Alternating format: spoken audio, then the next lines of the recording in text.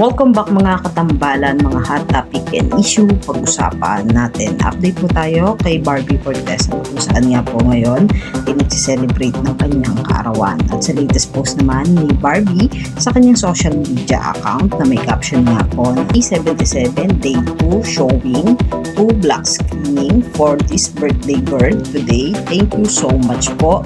It's Kaylin Alcantara and Annette Gozon Valdez na kung saan nga po ay magkakaroon ng black screening ngayong kaarawan ni Barbie na bigay nga po ni Kaylin Alcantara at ni Miss Annette Gozon Valdez. Samantalang makikita naman po doon sa latest post ngayon ni Barbie sa kanyang social media account na masaya nga po itong si Barbie at Kaylin Alcantara at nagpapa-black screening nga po at makikita rin na nagyayapusan pa nga po yung magkumare.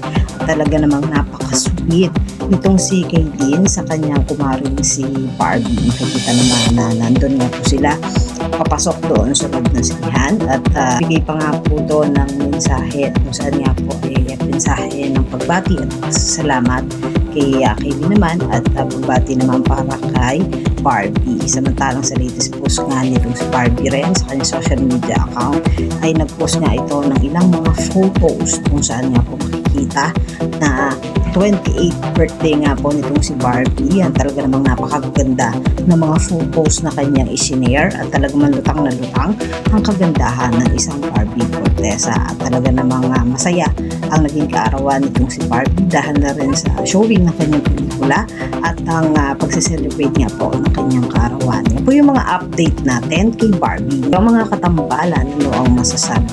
Comment lang sa comment section pag-usapan natin.